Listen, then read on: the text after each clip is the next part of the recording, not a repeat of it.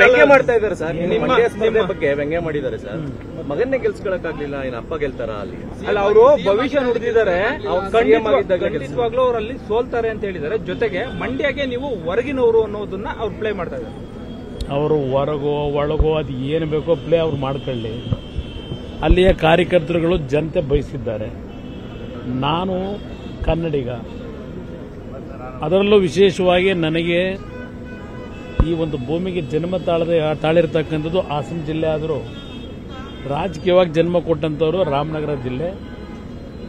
ಮತ್ತು ಮುಂದೆ ರಾಜಕೀಯದಲ್ಲಿ ದೊಡ್ಡ ಮಟ್ಟದ ಪ್ರಗತಿಯನ್ನು ಕಾಣಬೇಕಾದ್ರೆ ನನಗೆ ಶಕ್ತಿ ತುಂಬಿರತಕ್ಕಂಥವ್ರು ಮಂಡ್ಯ ಜಿಲ್ಲೆ ಇರ್ಬೋದು, ಮೈಸೂರು ಜಿಲ್ಲೆ ಇರ್ಬೋದು. ಆ ಕಾರ್ಯಕರ್ತರು ಜನತೆಯ ವಿಶ್ವಾಸವನ್ನು ಪಡೆದಿದ್ದೇನೆ. ಇವತ್ತು ನನ್ನ ಮಗನನ್ನ ಗೆಲ್ಲಿಸ್ಕೊಳ್ಳಿಕ್ಕೆ ಆಗಲಿಲ್ಲ ಅಂತ ಏನು ಹೇಳ್ತಾರೆ, ಅದರ ಪಾಲು ಅವ್ರಿಗೂ ಇದೆಯಲ್ಲ. ಅವರು ಸಹ ನಮ್ಮ ಜೊತೆಲೇ ಇದ್ರು ತಾನೆ.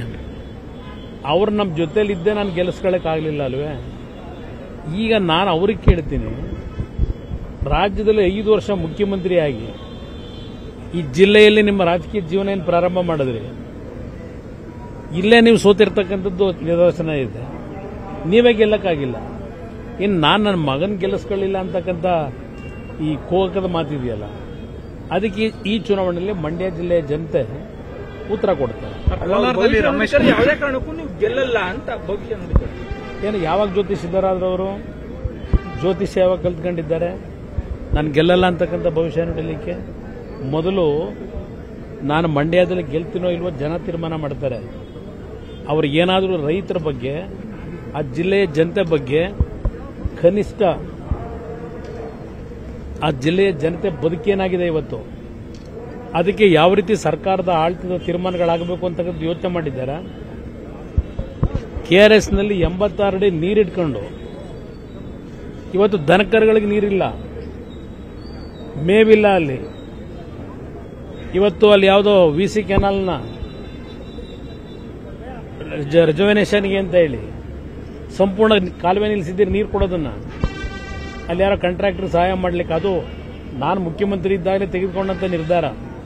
ಯಾವುದೇ ಕಾರಣಕ್ಕೂ ರೈತರಿಗೆ ನೀರನ್ನು ಕೊಡೋದು ನಿಲ್ಲಿಸದೆ ಕೆಲಸ ಮಾಡಬೇಕು ಅಂತ ತೀರ್ಮಾನ ಕೊಟ್ಟಿದ್ದಾವತ್ತು. ಇವತ್ತು ಆ ಕಾಂಟ್ರಾಕ್ಟರ್ಗೆ ಅನುಕೂಲ ಮಾಡಲಿಕ್ಕೆ ನೀರನ್ನ ಹರಿಸ್ತಕ್ಕಂಥದ್ದೇ ನಿಲ್ಲಿಸಿದ್ದೀರಿ. ಇವತ್ತು ಆ ಭಾಗದಲ್ಲಿ ಜನ ಪರಿತಪಿಸ್ತಾ ಇದ್ದಾರೆ.